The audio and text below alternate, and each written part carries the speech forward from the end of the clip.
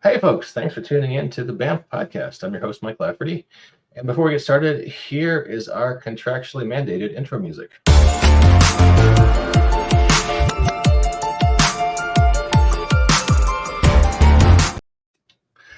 And that lovely musical intro confirms to you, gentle viewer, that this is a high quality, ethically sourced, farm to table, geeky conversation for your podcast listening pleasure. And hello. Dan Dillon, how you doing? Hi. My camera is just not going to work. Looks like this thing is convinced that some other app is using it. I guarantee there are no other camera using apps open, but what can you do? Hey, no worries. If you can hear me, we'll make it work. We can hear you. We're live. So you're the surprisingly spherical Dan Dillon tonight. Hello. Disembodied Dan Dillon. Hey, that's I like the alliteration on that. You can always put a picture up instead. Yeah, well, maybe. Yeah, maybe. I like this picture myself, but Hey, we have Eytan Bernstein and Dan Dillon, both Wizards of the Coast employees who are unfortunately caught up in the recent unpleasantness. And I'm going to pass the host baton over here to Owen KC Stephens, as Owen's a little more familiar with the situation, and I will lurk in the background and make wisecracks where appropriate. So, Owen. Thanks, Mike. So I'm Owen KC Stephens. I am also a Wizards of the Coast alumnus, although I was laid off 22 years ago, which is actually one of the reasons why I wanted to have Dan and Eytan on the show. We are all now WOTC alumni who got caught in a layoff, although theirs is much, much more recent. And I think that there is a tendency when these things happen, which are clearly unfortunate and difficult in people's lives, to sort of focus on the negative. And I wanted to take a moment and instead talk to Dan and Eytan about who they are, what their positions were, how they got into gaming, and sort of humanize this whole thing. Put a person's face on it so that people can say, hey, I saw Dan and Eytan and that blowhard Owen. I'll talk about this. So if you all don't mind, I thought I would start with you two introducing yourself. Obviously, everyone can see Eytan. Dan is currently a big white I have no face. I am beige. I have met both of these gentlemen at Gen Con. I've known Eytan for more than 20 years. I've known Dan for, a decade? Yeah, 10-ish. Like that. Yep. Who I've also met at Gen Con. I promise you, Dan does have a face. We just can't show you it right now. So, Dan. I've seen it. Yeah. Eytan will back me up on this. Dan, can you tell us a little bit about who you are, how you got into gaming and professional gaming, and what your position was at Wizards of the Coast, and then we'll pass it over to Eytan, and then we'll talk a little bit. Sure, yeah. I'm Dan Dillon. I'm a tabletop game designer, started out freelance, and then roughly 5 years ago was picked up by Wizards of the Coast until earlier this week. And corporate realities went ahead and did what it do. But I'm a long time various game player. Started with D&D when I was 8 and just sort of went from there. And how did you get into professional game design? Because you didn't leap straight from being Wizards of the Coast. No, I did not. By accident, around about 2013, I was screwing around on a friend's Facebook post when he was putting together people to work on a book for you, Owen. And I kept not shutting up whenever he was talking about things and making joke posts for things to add to the book. And he eventually said, all right, look, you need to come and write this stuff or understand that I'm going to steal it. So I did. And now it's my job. And so I'm not going to claim folks write things for me and you'll end up at Wizards of the Coast and then laid off like the rest of us. But Dan is not the only person for whom that is their story. Indeed. Eytan, what about you? Tell us a little bit about what your position was, how you got into gaming, how you got into professional game design. Sure. So my position at Wizards was senior developmental editor, which means that I am a lead editor or the lead editor on books that I've been assigned to. And then I also support editorial tasks with other people's lead. So we had three, actually we're all the same level because, it's not a big team. So we need everybody to be able to sort of switch between tasks, plus managing editor. And so mostly what we did is review manuscripts for a variety of different purposes, from fixing spelling and grammar to making sure that it corresponds with house style so that people's experiences are the same every time they use the product. And in particular for me, this happens to be sort of a specialty of mine, which is inclusivity and sensitivity review. So I might have, we write a lot of guidelines and editorial for various things from style, and that was something that I did a lot of work on, was writing guidelines for how to be more inclusive in our products. And how did you get into gaming? Well, you mentioned 20 years plus, Owen. Back in about 2002, I had moved back from college to do a grad program near where my parents lived on Long Island, and happened to just correspond. I don't remember where it was. It might have been America Online for all I know, with a person who was doing editing for a free online magazine called Sylvan Publishing. Well, Sylvan Publishing was the company that owned it. It was called the Sylvan Trumpeter, which at the time was the largest free magazine, but doesn't say a whole lot for RPGs. And so they asked if I wanted to do some news stories and things for their magazine, and I did stuff at Gen Con and interviewed Steve Kenson. That was actually my first assignment. Then I did some PDFs for them, and and edits on some of their products. And then after that, there was an opening as a developer at Wizards of the Coast, and I thought, let's try it. They gave me a test. I passed it. So then they flew me out to Seattle. First time there. And ironically, I was the sort of second choice after someone you might have heard called Mike Merles, who actually just, had a similar experience to Dan and I. So, that's kind of how we got here. I started as a designer and developer for Wizards, and for the first half of my career doing that, that's primarily what I did. I think I worked on 15 books in various editions. But then the latter half of my career, when I was a full-time editor outside of Wizards, then I transitioned toward doing editorial work. Yeah, and Eytan and I both worked on books in the sort of early OGL D20 period, 3.0, 3.5. Yeah. I once heard he and Ari Marmel and myself described as the three freelance horsemen of Wizards of the Coast, and there was perhaps a time where that was the case. Rob Schwab too. Yeah, well, Schwab was definitely the fourth horseman. He came in, I think, a little after my prime time, and of course he worked heavily on products. Everything. Yeah. And Steve Kenson, who you just mentioned and interviewed, is a great designer, a great person. Currently works for Green Ronin, well known for Mutants and Masterminds and icons and fantastic fiction too. Yeah, if you want a superhero role playing game, okay, lots of other stuff. My daughter is very into a Mutants and Masterminds podcast or actual play right now, so she's been loving that.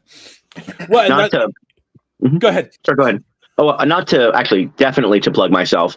I wrote a novella for Mutants and Masterminds that is available through Green Ronin, and it's part of the anthology called Earth Prime. So, FYI, you can go buy that. Go buy this product and enjoy other things by Eytan and Dan. So one of the reasons I wanted to have you all on, which in Dan's case is not working as well as hoped, was to put a face to the names. So I know that getting laid off is hard. We have all gone through that, and it's not controversial to say that it is no fun to get laid off. Are you two both planning on staying in the industry if possible? I know that you have not had time to make full plans, but I also know that one of the things that happens sometimes is that there's a talent drain, that the game industry overall just tends not to be stable enough to keep people in it. So I'm curious if your current plans, such as they are to look around in the industry first, or if you're thinking that you've had enough and you're going to go take up tulip raising in the Netherlands. Dan? I absolutely want to stay in the industry. The big question is going to be, will it support me and my 2 kids and, you know, my family that needs to eat. That's the big question. I have some prospects kicking, hopefully, so I'm very fortunate in that regard. We'll see what shakes out. But ideally, I would love to stay in the tabletop space. Video game is another potential, but I'm not a coder, so it would have to be on the writing, narrative design sort of side, and that can be a tricky gig to get into, and I don't have the direct experience with that, so I'm a little tentative with that. But I'm gonna see what's out there and see what I can make happen. And certainly there have been people that have hopped from tabletop to the narrative end of video games, and vice versa. Yeah, I mean, Bill Slavacek, who was RPG R&D at Wizards of the Coast for years and years and years, and was my boss's boss when I was there, hopped over to running Bethesda right now, right? Well, no, but I mean, certainly the fact that he was a vice president, and then I think a chief department head. I don't know how the title shuffled. But I think that experience certainly did him a lot of good. Ted Stark, several other people have done that work. Eytan, what about you? So similar to Dan, I am interested in video games, but for now, I'm just reading through various messages and tips and leads that I've heard about and trying to catalog them so I can remember who sent me what and whether or not I said anything back to them. But I think freelance work is going to be the main thing for me for a while I take my time this time to look for work at Wizards, notwithstanding, because I would have taken that job anyway. But in the past, I felt like when I had other layoffs, I didn't take enough time to figure out what I wanted to do. And like, obviously, if you have financial deadlines that you just must meet, or you've got kids to support, you know, you might not have that luxury. But right now I do. So I'm going to take more time to figure out what the next steps are for full-time, if there is a next step, because, you know, there's a good amount of freelance work coming in. I'm planning a collaboration with somebody on something interesting. And by the way, if there's other collaborations that people are open to, anyone in this chat right now, that's always an interesting idea, because it's hard to create a game entirely by yourself. So, but it is super hard to create a game by yourself. Yep. The only game I think I've created entirely by myself is 2 pages of coin flip, right? Everything else has been collaborations, working for companies, right? And even 2 pages of coin flipping, it took me years to actually write that down in anything like a playable format. So yeah, that's a cool one. So I'm actually full-time freelance for most of my career. I live in Oklahoma for most of my career. The only time I wasn't living in Oklahoma was when I, at least in theory, had a full-time job with the industry backing it up. I know you're both in the Seattle area now, right? Yeah. I personally don't think I would try and make a run of full-time freelancing while living in Seattle. Does that seem doable? Okay. So Dan says no, and I'm sort of with Dan on that. Of course, Dan also has 2 kids. Eytan, you sound like you're gonna make a stab at it. I am for the time being. I happen to be, if anybody reading desperately needs assistance with house hunting, I happen to do a little bit of that. Usually not for charge, maybe for trading services, but I have a knack for finding really good deals on homes, usually rentals. So yeah, I have a really good deal on where I live right now, and it's a kind of weird place, but fun. So I remember when you found it and you were posting pictures of it online, and I would have gone with the description quirky. Yes. Yeah. Quirky. So yeah, because I have a very good situation in terms of housing, and because I'm not driving all the time, I don't put that much wear and tear or gas. So because of that, this is at least possible to consider for a little while and see how it goes. I'm definitely open on LinkedIn and been updating it and looking at my resume and maybe creating a new website, because my old one is not great.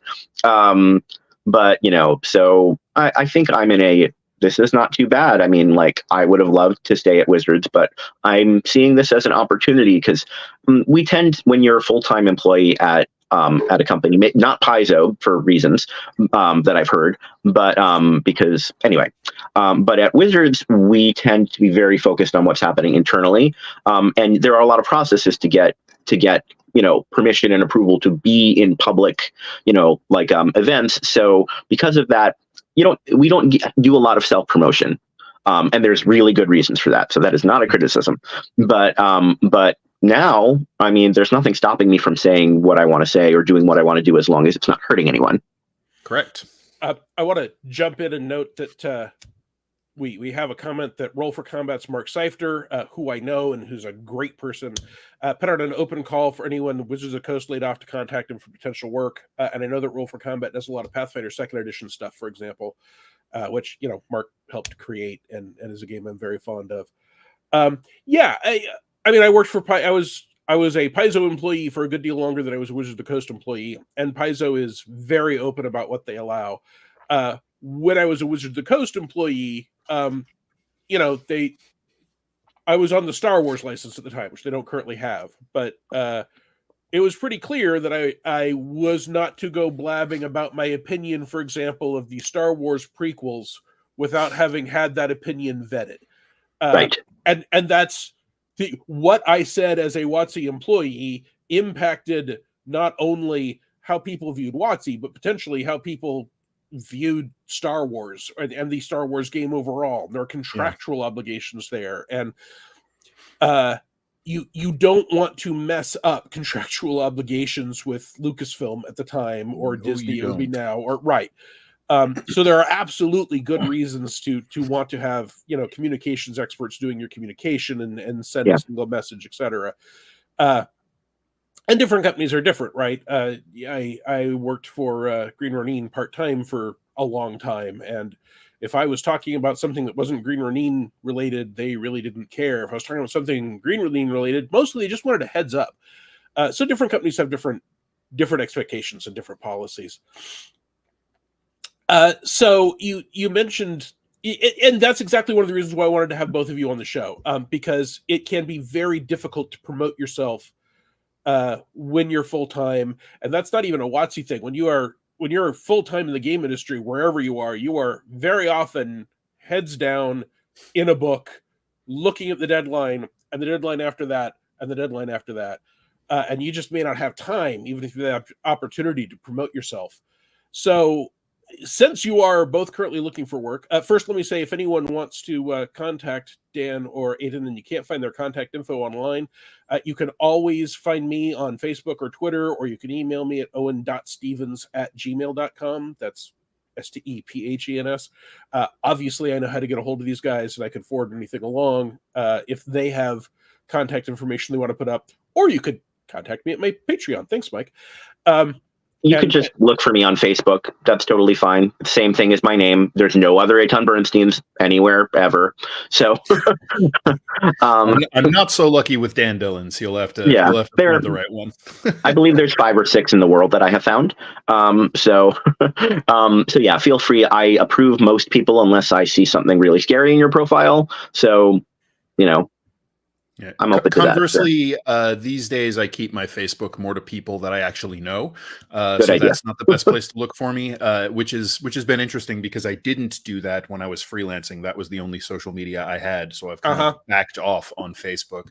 But you can find me on Twitter at Dan_Dillon_1, or you could email me at dandillon1@gmail.com. Great.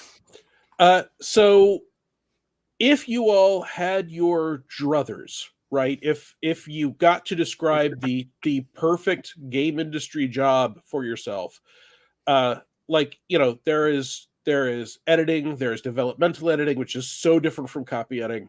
That's my specialty. It's developmental editing. Yeah. There is inclusivity, there's design, there's narrative design, there's moving to video games. What would be your number one choice to have a full-time position to pay the bills and get you health insurance and make sure the mortgage is covered? Dan? For me, it would definitely be design, and I like narrative and mechanical. Mechanical is definitely more my wheelhouse and my specialty. It's what I enjoy the most. It's what I'm best at. I like doing adventure writing stuff, world building stuff. That's cool. But I love building monsters and, player options and, whatever bits for whatever game that fit that mold. Love mechanical design. Eytan? I'd like to be making games, basically my own games. it doesn't only have to be involving me, but ones that either I've created or collaboratively created. So there are, I mean, I need to do freelance work to pay bills. Of course.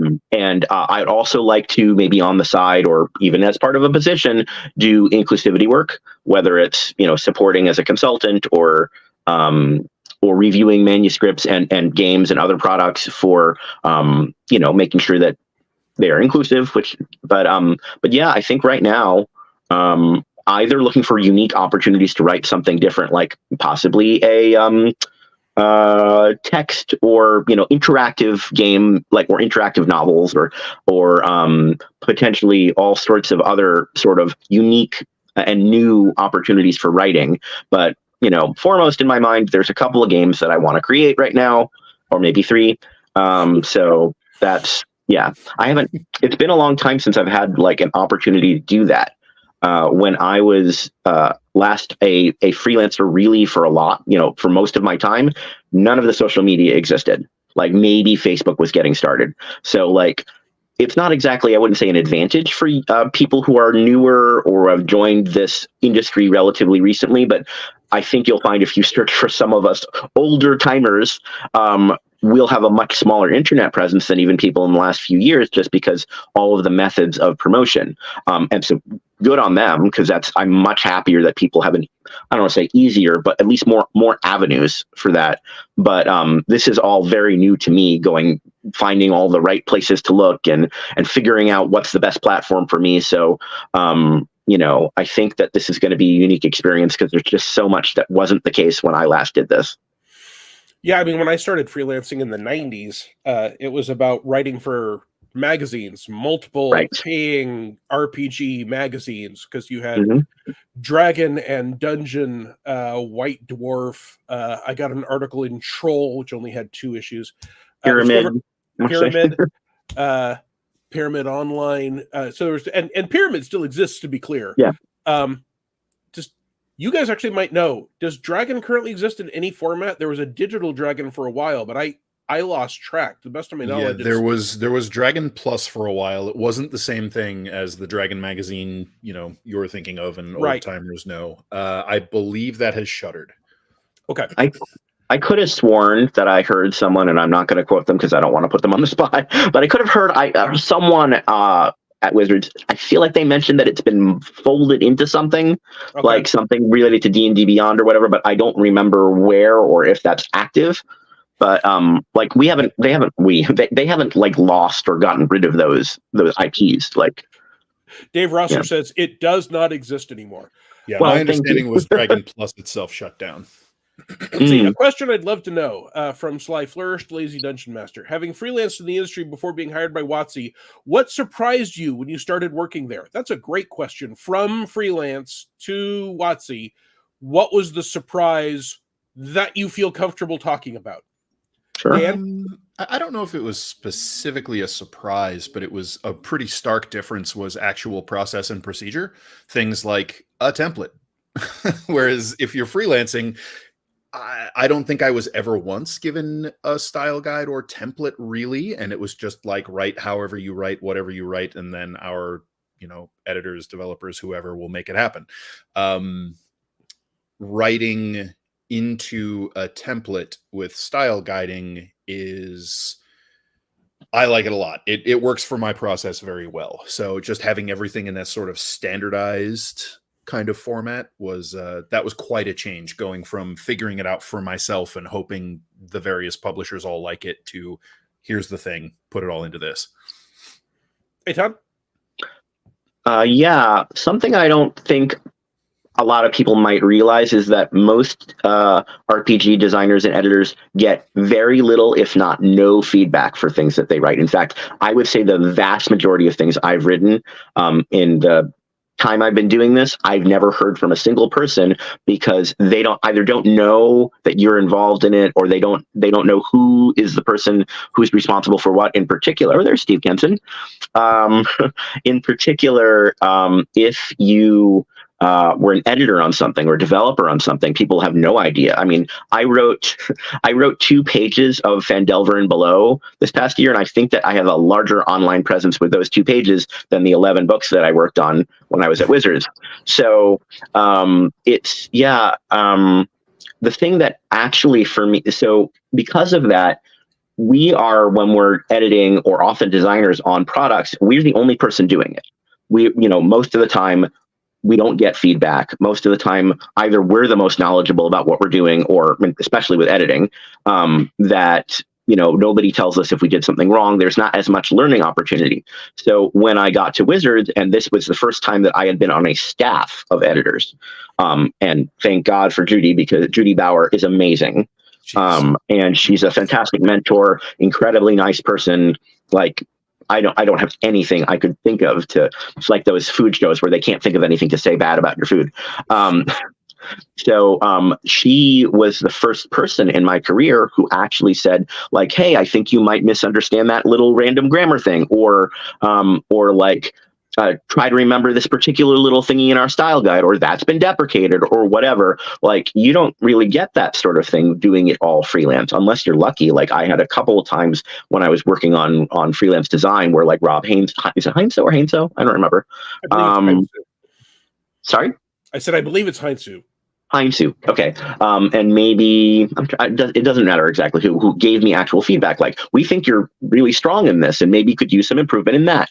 So, like, but other than that, like, that's the first time that happened. And that's the most different thing for me is hearing about what you did and how you did it, and whether or not there's other things you could do, but also, like, doing it under such specific processes. I know Dan mentioned templates, but there's also the whole, we have many steps and schedules and many approvers, like, just so folks don't think that things just randomly just get tossed out. Like, there are a lot of people who have to look through everything. So it's very different from, like, a freelance situation where you do your work and then often you don't hear or see anything until you fire it into a void. Yeah.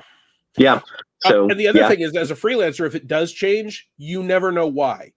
Yep. Right? It could be that it was considered bad design. It could be that they ran out of room. It could be that they already had another freelancer write something similar that isn't going to get published till the next month.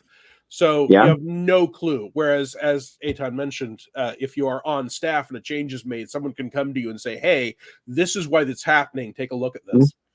I had something like that happen a while ago where I wrote a lot of stuff for a book and was like, was there something wrong with all of this? And then I later discovered that my material appeared in a different sort of similar book. And I didn't even know about it until randomly I was, like, flipping through books and I was like, oh, I have a credit in this. So, that happens. And it's often nothing to do with the quality of the work. It's often just, we changed our minds about a particular direction we're going in, or we're worried that we're talking a lot about this particular NPC in this other product and we don't want them to conflict with each other. There could be 1,000 different reasons. So don't take it personally, because it probably isn't. I mean, it could be as simple as page count, page layout. Like, some art needs to happen, and that means there's just not enough room for this many words, so something has to go. It's not, it's nothing about what you wrote. It's just the reality of building a book, and that is a harsh mistress. Layout on these books is so hard, and, like, mad props to people like Tristan Falcone and Trish and Bree. Because this is such a challenge. So when they have to cut words because, like, it makes weird positioning for art, like, it's much better to fix the art layout than it is to keep 2 sentences you didn't need. Yeah.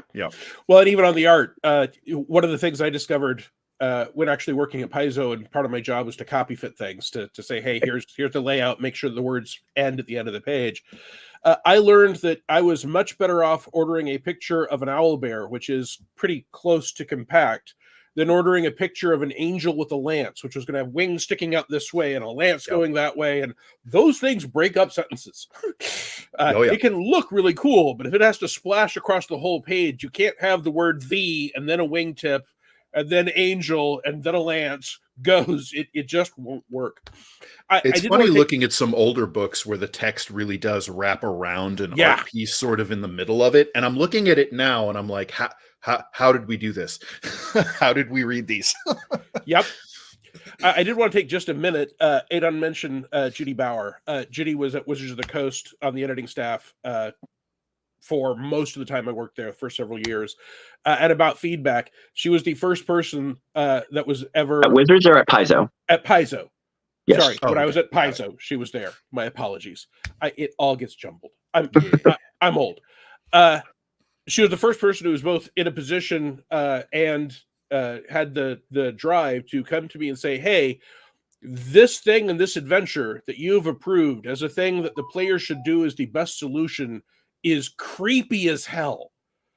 And I was like, what do you mean by creepy? And she's like, well, and I don't want to call out any author, so I'm not going to tell about what adventure it is. But there was a moment in an adventure that, as seen from an inclusivity point of view, was very much driven by the patriarchal narrative of treating women potentially as prizes rather than as people. And I grew up on a lot of Pulp Fiction and a lot of Snow White stuff. So I just hadn't even noticed. And when it went to editing, Judy came over and said, this can be seen this way. And as soon as she pointed it out, I was like, oh, that's gross. I'm really sorry. And she didn't want me to be sorry. She wanted me to be aware. And we discussed a solution. And we came up with several that were great. But that, as a freelancer, if I turned that in, some other developer and editor, right, maybe the same editor, maybe it'd be Judy, would have fixed it, and I would never have known what the issue was and why it was fixed. So that learning opportunity can be really important. Yeah, that's exactly the thing, is the ability to learn from those things, which is not present in so much of freelance work. Yeah. Yeah, I was one of I was at Peterson for a year as a full-time editor and mostly did all the editing. And I was the annoying editor that for most of these people who got back to them and say hey, this is this problem. Do you want to revise it this way? Because otherwise I can just change everything. But and people were shocked. Nobody's ever asked me to do that before. And I was like, well, I would like people to have asked me to do it. So now I'm going to let you. So we've got a question, which I'm going to put to you guys, and feel free to not answer it if you're not comfortable. And it actually mentions that, and then I'll give my take, such as it is. The question is, having been closer than most of us, how optimistic are you about the 2024 core books and how the process has been to develop them? Do either of you feel like speaking to that at all? Because I can speak to that. I mean, a little bit. Yeah, a little bit. We can't talk about the specifics in any way, shape, or form. Right. I can say that I'm very, very optimistic about them, and I can't wait to see them. Y'all have seen a bunch of the stuff that's gone out and iterated publicly. There is so much in there that I am thrilled that we're going to get to actually get our hands on and play with. I got to play test the latest playtest version of the Monk, and I was so happy. Yeah, I love the Sorcerer. I think it's going to be fantastic. I think it's an opportunity. And by the way, massive kudos to Jeremy Crawford, because a lot of the innovation and changing and thinking of how we engage with the community, that's a lot of credit goes to him for that, because it's like a vision for how to do this. And I think trickling down from that was this notion of this is an opportunity to fix things that we can fix, or make them clearer. I think the content is fantastic. The art's amazing.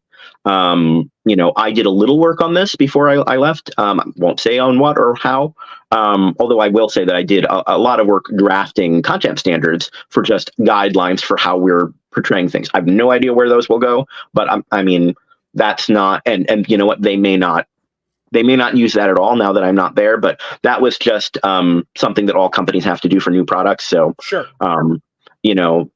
So that was exciting. And I think that that's just one tiny little aspect of the move toward trying to be very thoughtful about how to be inclusive. And I think that that's going to be a lot in this product. I feel pretty confident that this is an awesome set of products. And, And that'll lead into the next topic here in a sec. I want to read this comment we got from Dave Rosser. I've got 2 playtest monks in my Planescape game. The players are very happy, a little worried of it being overpowered, but part of that maybe they were used to the old monk. Yeah, that's fair. Yeah, any change can make you wonder about balance, especially when it's a question of a new way of doing things versus how things were, right? Yeah. So we were just singing the praises of the books, which I have not been as close to the process as you two, but I also expect them to be tremendous based on who I know who's working on them, right? I mean, I know there are a lot of ex-Paizo people over there, and I know some of the non-ex-Paizo people who work on the game, Chris Perkins, for example, who's a tremendous designer. But it may surprise some people to hear the 3 of us who are all ex-WOTC singing the praises of a WOTC book and WOTC people, but surviving a layoff isn't any fun either, right? The layoff that got me in 2001 was not the first layoff they had since I was hired. Survivor guilt is a real thing. The workload tends to not be reduced just because people are gone. Goes the other way, in fact. Yeah, right, exactly. The total workload is the same or goes higher. The number of people to tackle it is now lower. Generally speaking, you still have friends there, people you know and like, and there's a lot of fan anger. And I'm not going to tell anyone that I will dictate how they should spend their money in gaming. Right, whatever people want to do, that's their call. But certainly, I did not wish WOTC ill after I left. I especially did not want anyone to be directing venom or unpleasantness at the people there, who were tremendous people, and the vast majority of them had nothing to do with my layoff, right? They didn't make that call. It wasn't their decision. There hadn't been a secret whisper campaign to get rid of me or anything. It's just when people have to go, regardless of the reason, someone's going to go. So you had both expressed to me wanting to talk a little bit about what you hope for the people still at WOTC, and how you hope people would treat them, and what the conversation publicly will be going forward. I don't think vast negativity does anyone any good. Dan, do you want to speak to that really briefly? Sure. I mean, this is something I've said publicly. I have absolutely nothing but admiration and love for my former team, my colleagues at Wizards, and these are people who are fans first, and they're there because they love D&D and they want to make it the best that they can. I do not begrudge anyone voting with their dollars, of course, but here's the thing. I'm not stopping playing D&D. Like, I'm, crushed about not working there anymore, but it's not going to put me off of D&D. It's not going to stop me from supporting my former teammates who are still there, still putting in the work and putting in even more work now. I want them to be successful. I want D&D to thrive and continue to grow, and for my kids to have the love of it through their life that they had, if they find that with it. I want our former colleagues to be secure in their jobs as possible, and that means if people are into it, please keep buying and supporting D&D. The sad fact is the people who make these decisions will almost never see your outrage. So perhaps what you're saying is don't boycott them on your behalf. Absolutely not. Please don't. Like, if you need to for whatever your peace of mind is, fine. Absolutely follow your star on that. Yeah. Yeah. Eytan? I loved everything that Dan said, in particular the part about the negative as opposed to the positive reactions to this sort of thing. Like the work that the people in the creative teams and in product management and all of those teams that are involved in making a D&D book or a Magic set, those people are awesome. I mean, they earned their place at Wizards of the Coast by being some of the best people in their field. And the products that they're making, I mean, folks can say whatever they want to, but this is some of the highest quality stuff that's being produced. So, they are not responsible for any strange, anything that Wizards, Wizards corporate or Hasbro. And that's not a criticism of Wizards or Hasbro so much as just that is not a process that they're involved in. Right. So if it's manufacturing or if it's PR or marketing, unless you're on the marketing team, or a lot of these areas, we just don't or didn't have any impact on those things. So if you're wondering what happened here or how did this happen or this seems like a coincidence, please just know that it is very unlikely that the people directly working on these products had any impact or any knowledge of it.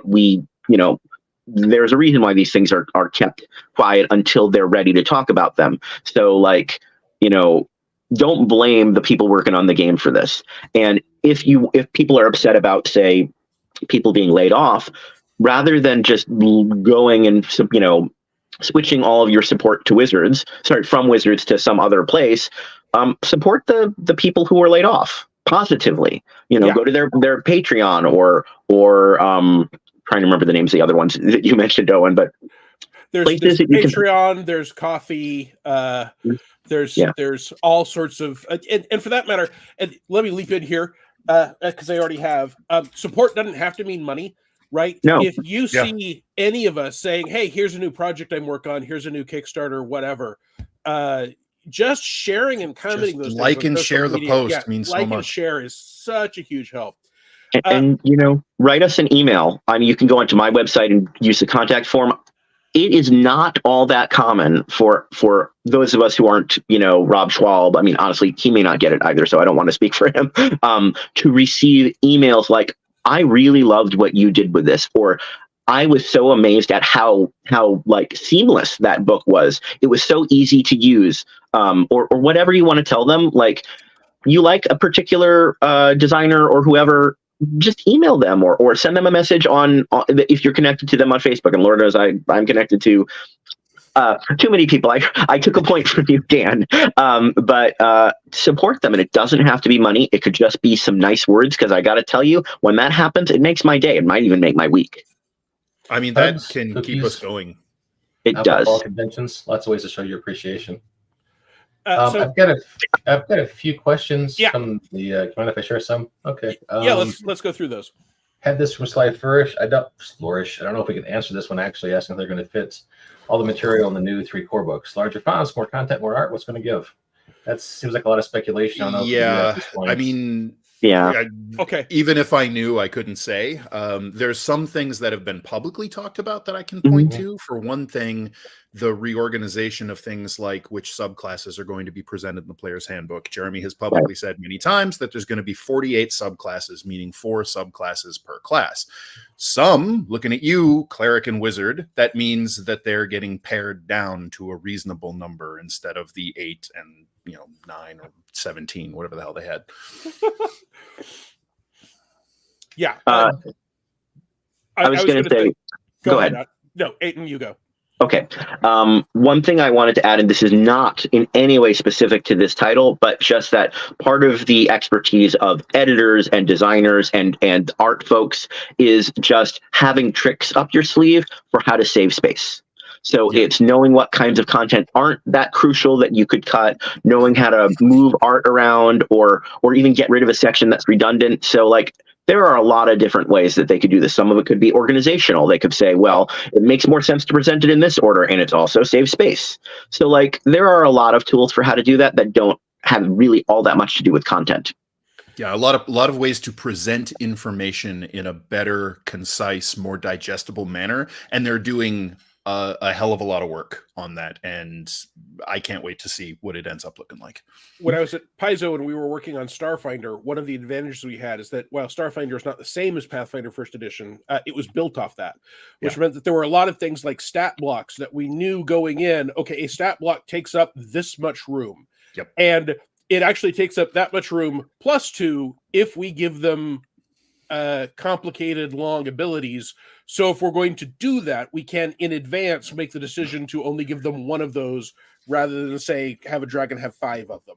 So that experience, I with no knowledge of what's going on internally at Wizards of the Coast, I know that since this is going to be very similar to the rules and sets they've already done, there is internal experience about what takes up how much room, how you write it, what phrases or formats in layout took up more room than you thought, and once it was in layout, you did not have time to go back and rewrite your formatting. So there are absolutely options.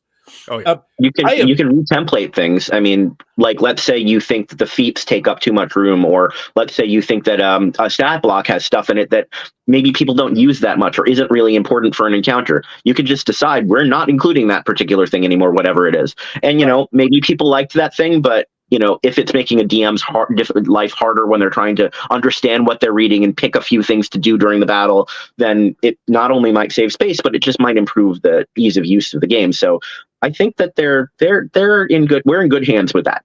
Yeah, an example of the kind of thing, and I'm not saying that this is what's going to happen in the 2024 rules revision, but an example of it in, say, if you look at recent dragon designs from Fizban's Treasury of Dragons, you'll notice that, say, the gem dragons don't have the old claw, bite routine, right? So they don't have a claw, they don't have a bite, they don't have a tail. They'll have a more concise attack that maybe they can use multiple times. So it cuts down redundancy on, okay, well, this is a big attack that does slashing damage. This is another attack, and the only real difference is it does piercing damage. And then they've got this other thing that, because it's a tail, it does bludgeoning damage, but they're all just physical damage attacks, and that's taking up 3 actions worth of space in the stat block. Did we really need that, or can it be condensed into a thing called rend, and then the DM can describe how the dragon is rending things? Are they using their claws? Are they using their teeth? Are they using the spines on their joints or whatever? You know, that sort of thing.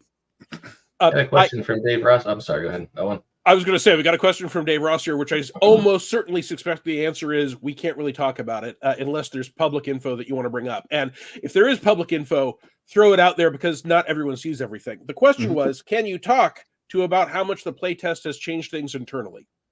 I think that we can say something about that. I can't specifically give you like a how much, but Jeremy Crawford has been very open about the fact that we absolutely do read through all of the feedback, and and then somebody will categorize it and look for patterns of what people are really interested in, you know, and then try to figure out like how successful that particular thing they released was.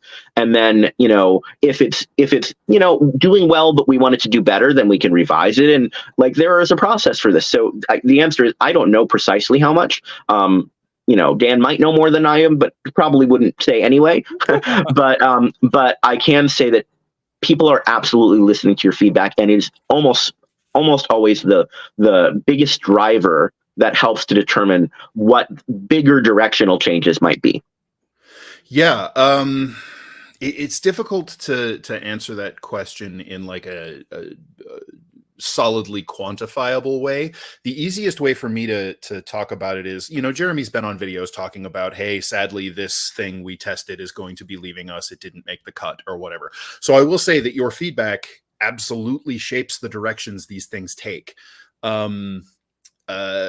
Certainly early on, we were experimenting with a lot of kind of off the wall stuff, trying to like vastly change how some things work to see, you know, and if the support feedback wise wasn't there for it, then it doesn't make sense to try and continue this weird thing just to be different, right? It's got to be making a sincere qualitative difference in the experience of playing the game, and then all the other factors that go into it too, right? But on the point that you made, Eytan, of your feedback being heard, I cannot stress enough again that all of your comments are read, every single one of them. And for the most part, y'all are lovely. Even when you don't like something and you hate it and you're angry about it, they want to know and constructive about it, which is great, because that is awesome feedback. Even if you're angry, we get it, right? Just don't, you know, call people names and threaten violence and ask for people to lose their jobs. That sucks. Do better. But my main one of my last main tasks was parsing UA survey feedback. So I just want to send a huge shout out to Ron Lundeen and Patrick Rennie, whose job along with me it was to read every single comment, thousands of them, every survey, y'all. So whoever is talking about, oh, they don't read it, please understand that that's garbage. They read everything. Everything is read, everything is considered. Yeah. Yes. I wanted to add one thing. Like, there are a lot of things that people like this one that people think that we don't hear them, or that, you know, the current team doesn't. But another thing that they're just things that people don't seem to think are true. One thing, when PR folks and marketing folks and Jeremy Crawford says that this is backwards compatible, it really is backwards compatible. Like, they're being really careful about making sure that the changes they make do the least potential, backwards problems. Like, the idea being, assuming we did our, everything right, which I think we will, that you can play these old modules that we previously published. You can use most of what you've got. So just something I wanted to just mention, because I'm not there anymore, so I don't have to say anything about this, but it really is true. Like, they really are trying to make it so that this is a clarification. It's an opportunity to make things easier and better and some innovation, but it isn't meant to mean that your previous books and other things are not useful. Like, they really are. So, and as Dan was mentioning, compatible does not mean identical. Right. No, so Dan was talking about changing how the attacks of a dragon work. Even if a red dragon stat block was different, as long as I can both take a character from the 5e player's handbook and put it up against a new dragon, or take one of the old dragons and put it up against a character from the new player's handbook core rulebook, that's compatible, even if those fights don't run identically, even if the dragon's attack pattern is different. Let's not ask them to talk about their severance and stuff. That's in fact, we can't. Yeah, we can't. Other than to say we are receiving something. I can't specify what it is. Well, the second part of the question, he's asking if there's any links to Patreons, etc. Yeah. We could put in the show notes to help support you. I don't have any such thing, but thank you, Dave. I really appreciate you checking. I don't have one right now, but I may in the future. So I will let folks know, and Owen too. So, quick question. We've got a few questions in the comments. I know with the severance, there's some things we don't want to talk about. Some people were asking how you feel about how this affects the health of the brand. I'm guessing those are questions we want to steer away from at this point. You know what? Honestly, I don't know. I don't know how it affects the health of the brand. That's not my specialty. I mean, like, I think it's always good to go back to the general principle about what all of these things might be like at any company, and whether good or bad or otherwise. Like, I don't know that this is any different from any layoff. So, and I'm not speaking to what that means. Just, I don't think there's anything particularly unique here about this particular situation. I do have an interesting historical question from Dave Roster. He's asking if anyone's read Ben Riggs' account of the 1997 TSR layoffs, and if this was similar to that. I believe at one point I did. I certainly have, and I've also spoken to Ben Riggs. And I would say that the 1997 TSR layoffs were handled about the worst way they possibly could have been, just about. Some of that is a technology issue, right? There are options now that just did not exist then. And as seen from the outside, this does not look similar to me. I won't ask Dan and Eytan to, because what are they going to say, right? If they say, yeah, it was the same, people are going to read too much into that, and they're not going to write their stories about it. And they say it's different, people will read too much into that. So I understand that people really want the nitty gritty details of some of these things, but it's worth noting that Ben Riggs' account of the 1997 TSR layoffs was written 25 years later. So. And TSR as a company doesn't exist anymore, and everyone involved has moved on. So I think too soon.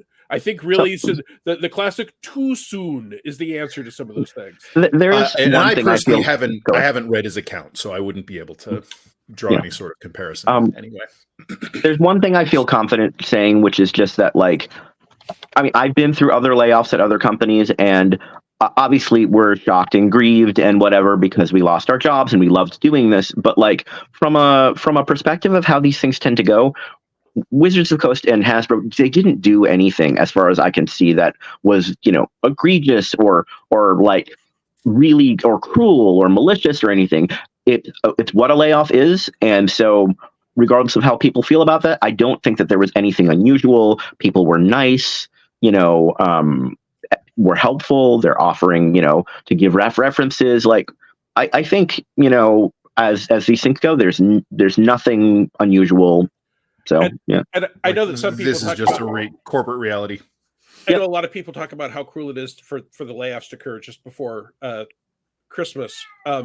Hasbro, their financial year runs January 1st to December 31st. So things like this, and Wizards of the Coast does too. Things like this tend to happen because you want to get it all done at the end of the year before the next financial year starts. Does that as a reality kind of suck? Yes, it does. Is it especially cruel? No.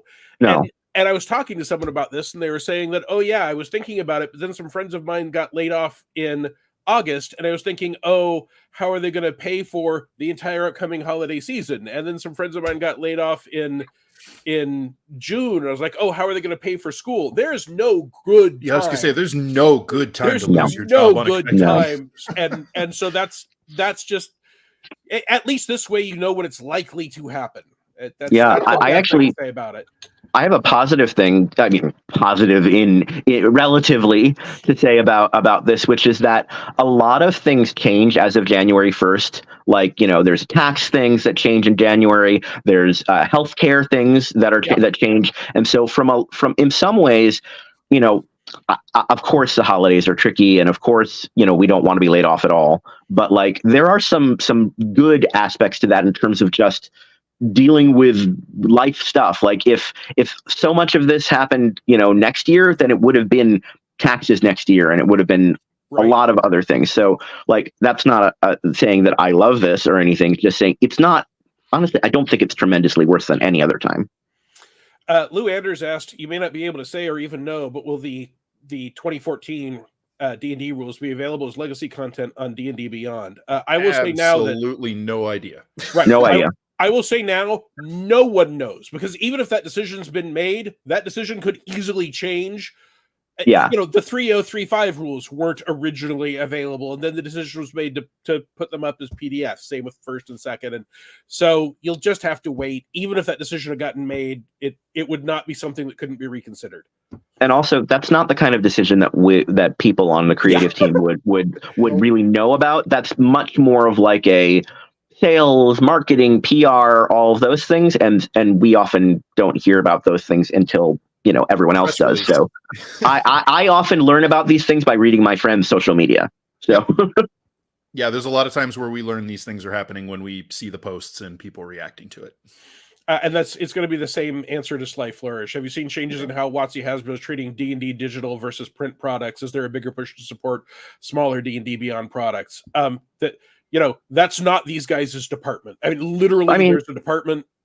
And if you got something you want to say, jump in. Really something small, which is obviously, I mean, if anybody's been paying attention to D&D Beyond, there is more digital content. I mean, like, that's not a secret. There's definitely, I mean, whether it's a push or not, there's definitely interest in doing more, and that's just the sign of the times. So, like, I can't say that has anything to do with whether or not, any effect on print products. I mean, a lot of that is less about what Wizards and Hasbro wants than just where the market starts going. So I don't have any inside knowledge about that, but yes. So we got more questions, Mike? Okay. Dave Ross here. All in all, it seems you are both happy for having worked there. That's impressive. Is this sense of mine correct? Can you talk to that? Maybe a bit about why? So you guys happy to have had your Wizards of the Coast job? God, yes. It was literally the dream job that I didn't know existed for most of my life. Thrilled to have worked there. And I was just talking to someone about this the other day, and there was making this decision 4 years ago, where ironically the possibility of this holiday layoff thing was one of the main concerns that I was weighing before taking the job, because in my freelance circles, it was such a horror story. Because of there was a section of years where it was a yearly thing, right? Yep. It was the old WOTC Christmas layoffs.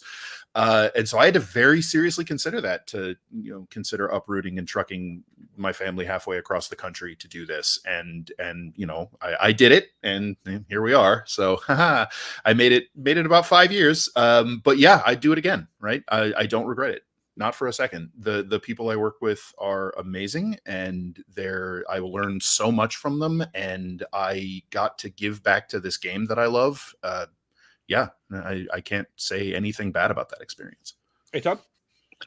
Same. I mean, I loved working on this, and I still love working on it when doing freelance. And I mean, and I don't think you'll find a single person who worked with us or who is a alumni who has previously worked there. None of them hated doing their jobs. They all loved their jobs. There are things they didn't like about their jobs, but that's true of all jobs. Jobs are jobs, and this is one of the best ones you can have if you like role-playing games. I will say, in particular for me, that was the 7th time I had applied for a job at Wizards of the Coast, starting as early as 2004. So, and in fact, that's how I got into the industry, was that they gave me freelance work after I didn't quite get the job. So, I think that says clearly I wanted to be there, and it was a lifelong dream to be there. And I wish I could have continued to learn stuff, but I don't regret a second of having been there. Huge same. I worked at Wizards of the Coast 2000, 2001. I helped launch 3.0. I helped launch the D&D, D20, although I did my most Star Wars work on Saga freelance after I was gone. But if someone asked me, are you glad I worked there? I learned how to do a pagination at Wizards of the Coast. I learned how to do back cover text at Wizards of the Coast. I learned what a header is in a role-playing game format at Wizards of the Coast. I knew what a header was, but no one had ever sat down and said, this is how you organize the information in headers, and this visually is what you are telling the reader by how your headers are styled. And written. Yeah, exactly. That is all stuff I learned from Wizards of the Coast. So, and I in particular learned a lot of it from Steve Miller, who worked at Wizards of the Coast and got laid off. So when I was hired at Wizards of the Coast, I was a really rough freelancer who had written for magazines, right? That's almost literally it. When I left Wizards of the Coast, I was a still wet behind the ears, but trained RPG writer, developer, designer. And the difference in the freelance work I was able to get and the quality that I turned out before and after, and I realize almost no one has any of that work anymore, so you can't really necessarily make the comparison, but it's night and day.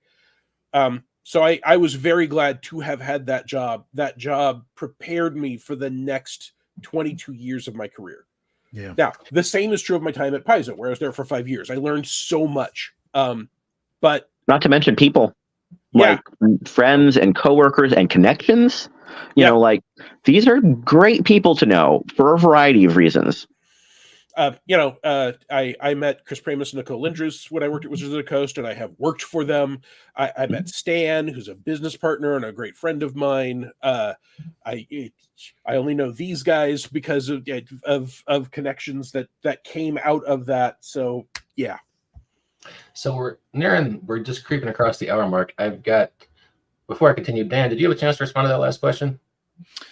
You don't know. Which one was it? I don't remember. If you was it the happy? Oh yeah, no, I think I started that one. Okay. Yep.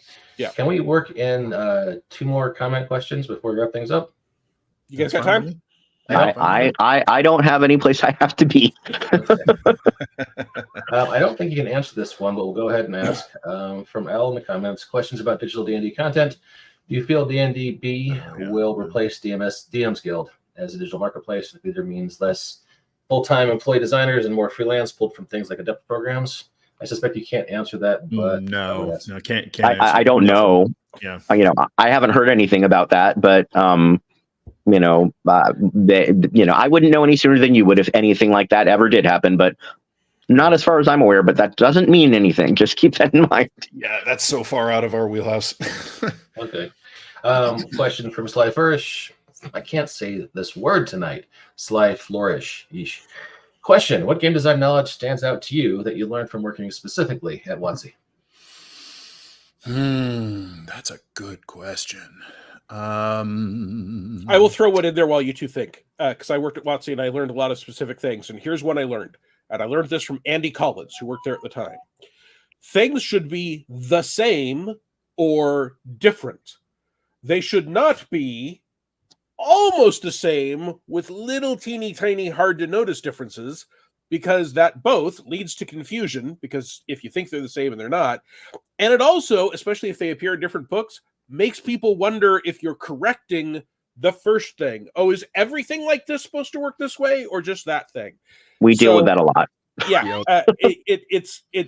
I had never thought about that. And I learned it because we were working on the Star Wars game, and that was yet another case where as much as possible, if we were using the same term as we did in D&D, we wanted it to work the same way. If we were going to do something different, we wanted a different term. Which, by the way, is why I am a stickler for calling opportunity attacks in 5e opportunity attacks and not attacks of opportunity, because they work very differently. Yep. Yeah, we have a lot of folks who came from Paizo, so which is awesome, because that's why we know everybody is because we we like doing this work. But so Paizo and Wizards don't have the same style. They just write things differently, and that's good. But it also means just looking out for things, whether it's Paizo or some other game that just creep in, like, electricity damage or at versus on, those sorts of little things. But for me, I would say the thing that comes to mind the most would be something that the spectacularly amazing Chris Perkins, in particular on this area, which is finding the simplest, easiest solution to a problem. And my mind will go to like, well, we can add these 3 characters and then we could, cut this one piece. And he's like, let's change that one line. He's like, is that good enough? And I was like, yeah. So, practice at figuring out simpler, less invasive solutions to problems that don't require changes in art, don't require moving sections around, cutting whole characters. Like, that's a massively powerful skill to have if you're going to do this, because, it's expensive to do all of those things, and time consuming and exhausting. So fix the things because they have to be fixed, but do it, do no harm. As simply as possible. Man, there's so many little things. Just pick one. Yeah.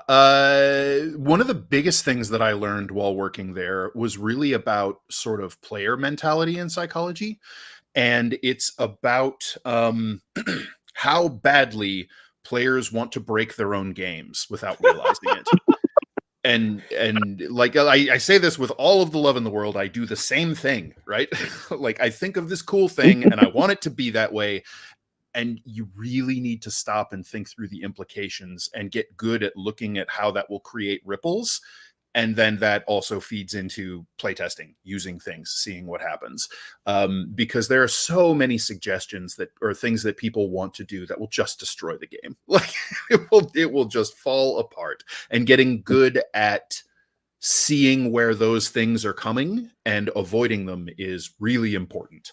Yeah, maybe more for 5e than most D&D editions, because 5e is like an ecosystem. Everything is like done in relation to everything else. So if you add too many overpowered animals, at least as current rules, your druid's going to just be totally broken. So like this edition has been more maybe tightly managed in some ways to make sure that both from a quality perspective, but just from things not getting off the rails, because one ripple tends to make more ripples, because if you didn't catch that ripple, then you've changed things in multiple places that are now rippling and causing problems elsewhere. So, I think, this game more than most is a learning opportunity in design and editing for how to avoid the sort of thing that Dan mentioned. I said that there are going to be 2. Can I squeak in one last question? Then we're going to call it. Sorry. Sure. Coming in from Dave Rosser. Question: what are your personal thoughts on the OGL changes that have happened? Not necessarily the controversy, but where we are now with the SRD and the CC. Bye. That's fantastic. I love it. I love the SRD being Creative Commons. That's wonderful. More D&D. Yay. Yeah, I love it too. In fact, I also love that other groups and companies and people are getting together to make other open licenses and things, because that just gives opportunities to people, whether they're big or small, to start to be able to do work without necessarily having to come up with something brand new, which is hard. So it's a lot easier if you have an open license that you don't really have to worry about that much about what you can and can't use relatively, to just make something. There you go. More games. Well, hey, we've been talking for a little over an hour now. Any closing thoughts, Eytan? Yeah. I mean, this is sort of more just repeating, but please show your support and your reactions positively. So even if that means going and buying a product that you think is awesome at another publisher, that's great. If it means, supporting a Patreon, also awesome. It means, sending a note to somebody, telling them that you support them and you think they're awesome and you love this particular work of theirs. But that is more beneficial and than posting 75 posts on Reddit telling everybody how much you hate everything and coming up with conspiracy theories. There are lots, and most of them are wrong, by the way. So do it positively. Help rather than just complaining about things, not because you don't have the right to, because it just won't accomplish anything. And I guess +1 to all of that, and just to add on, be careful when you vent your frustration and anger, because there's almost no way to throw rage at WOTC or Wizards without also catching the people on the D&D team in that splash. Like, as someone who got to see an awful lot of it, there were so many people saying things that were so hurtful, and I'm sure they didn't mean them to be, but it's just like, look, when you let fly with a shotgun, you're gonna cause some collateral damage. So just be mindful about that when you have that frustration and anger, justified though it may well be. And please, no death threats, especially because this happens way too often. Please don't say violent things to Jeremy Crawford. He's an amazing human being who's spends, I don't know when he sleeps, but I do know that no one I've ever met besides, other, more than Chris Perkins and Jeremy Crawford are so devoted to this game. Just please don't say nasty. There's nasty things and then there's violent things. Please don't do that. They are not only doing the best they can, they are doing way beyond the best they can. I think we would. Go ahead. I think we would all agree. We're not trying to limit your rights on what you can say or who you can say it to. What we are trying to say is that we've been in the industry various numbers of decades. This is a hard industry to be in. People are very free with their rage. I get a lot more negative comments than I get positive comments, no matter what I do. And we will all make gaming as a industry and as a hobby and as a movement better if we try to focus on positive things instead of negative things. Absolutely. Mike, thank you so much for giving us the opportunity to do this. Dan, Eytan, I know I reached out to you with very little notice when I said, hey, I've got this opportunity. You guys want to be part of it? So I really appreciate you both being here. Yeah, thanks for having us on. Thank you. Yeah. It's been a real pleasure talking to y'all. And on that happy note, thanks for checking out this episode of the BAMF podcast, and we will catch you next time.